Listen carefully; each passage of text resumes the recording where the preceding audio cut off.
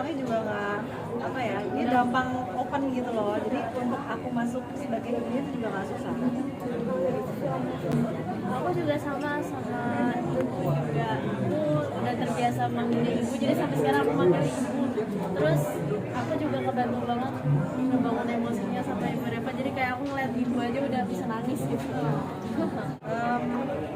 Ya itu untungnya di lokasi di set juga teman-teman itu banyak pembantu ya untuk kayak kalau lagi banyak adegan nangisnya itu nggak terlalu berisik gitu, jadi aku bisa konsentrasi. Dan aku juga harus banyak baca skenario untuk tahu ini scene-nya yang mana sih setelah adegan apa, terus sebelum adegan apa. Pokoknya jangan ada Mas Gun aja, kalau ada dia mah ketawa mulu masalahnya. Gawat. Justru gampang kalau ngeliat Bu Revalina ini nangis, udah paling gampang. Yang bikin susah tuh dia marah. Pengen tahu marahnya sampai mana sih? Oh ini marahnya, segini aja. Udah gitu aja.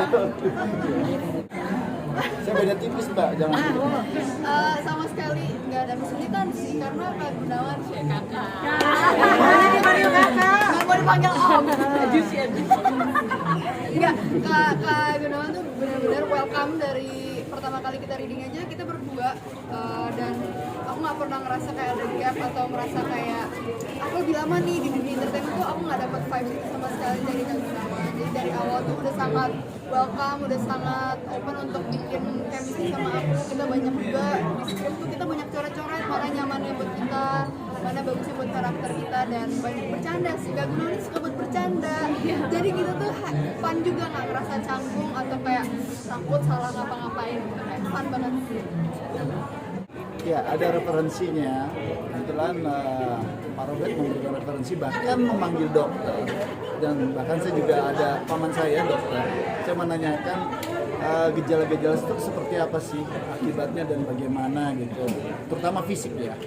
Dan juga cara bicaranya seperti apa, itu dapat referensi kira-kira seminggu sebelum kita syuting. Jadi saya banyak melihat dan mempraktekkan di saat sebelum syuting.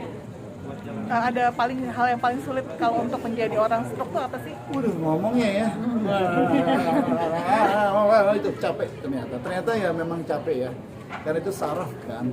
Jadi memang butuh untuk lebih untuk mendapatkan seorang stroke seperti apa, dan memang lelah banget.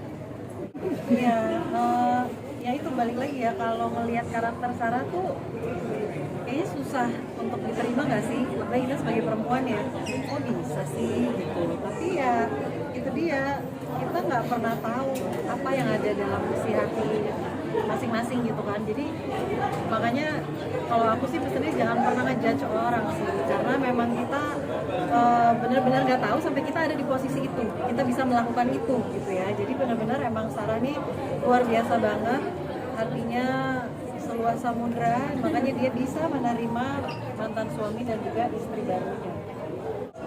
Happy lah ya, karena kayak balik dulu zamannya ada sinetron lah ya. Saya kebetulan nggak pernah ketemu, tapi pernah menjadi pacar anak saya di saat itu. Padahal saya pengen banget gitu ketemu beliaunya aja nggak mau ketemu saya.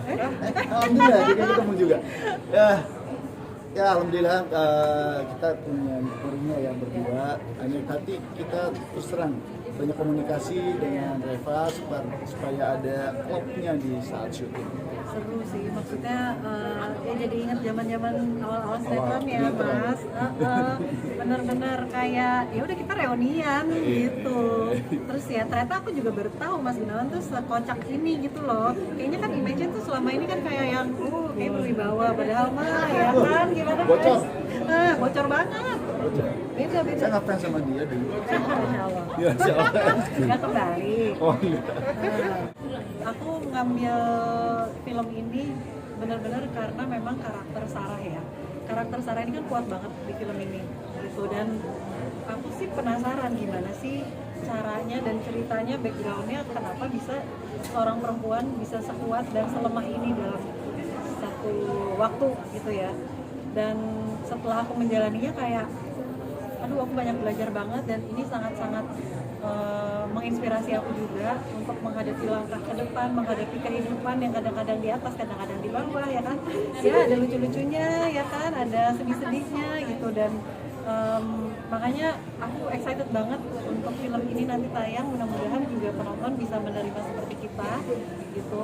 Udah gitu kenapa jarang di sinetron, karena memang waktunya kalau sinetron itu kan stripping tuh udah setiap hari ya, Senin sampai Sabtu. Sedangkan aku punya anak-anak di rumah yang aku kayak nggak bisa pisah gitu sama mereka. Jadi aku udah pernah syuting sinetron 2 tahun lalu, tapi efeknya kayaknya kurang baik ke anak-anak. Mereka jadi waktu sama aku tuh jadi berkurang banget. Dan akhirnya aku memutuskan untuk kayaknya lebih enak syuting film ya. Jadi kan per project aja. Kita kayak sebulan kelar gitu. Itu lebih enak sih. Kalau film waktunya lebih fleksibel, iya. Pokoknya kalau mereka libur, aku bawa lokasi. Terus juga kalau waktunya sebentar-sebentar bisa bawa mereka, biasanya aku bawa. Di sini sebenarnya karakternya Anissa itu pastinya udah 20 ke atas ya. Dia udah kerja. Setelah dia bertemu sosok lelaki di satu kerjaan. Jadi memang mungkin bisa dibilang lebih tua sedikit dari aku. Ya karena preskonnya baru 2 hari lalu ya. Mungkin kalau buat judul yang satunya lagi, karakternya sangat beda sama di sini. Pesan yang mau disampaikan juga sangat berbeda antara 2 film ini. Kenapa aku berani mengambil peran-peran yang tadi apa maaf? Pinggir jurang. Pinggir jurang. Karena aku pengen mencoba karakter-karakter yang baru. Mungkin oke ada orang-orang yang kayak kok mau ya Mega menjadi orang ketiga. Di sini apa yang kita mau sampaikan itu bukan tentang orang ketiga, tapi pesan di dalam filmnya. Gimana caranya peran-peran di sampingnya itu menerima orang itu dan juga apa alasan dia bisa sampai, misalkan kalau Anissa kenapa dia sampai mau menikah dengan Satrio.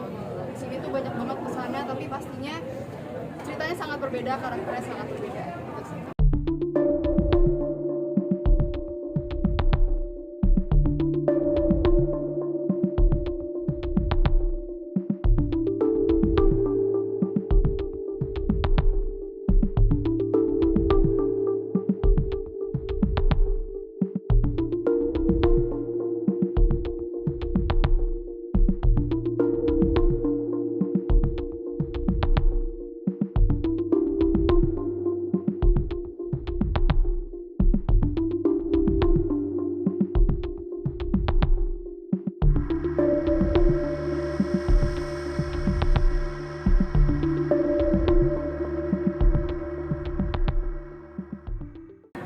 Oke semuanya, mengingatkan jangan lupa nonton film Tuhan benarkah kau mendengarku tanggal 29 Januari 2026 di bioskop. Kesan. Yeay.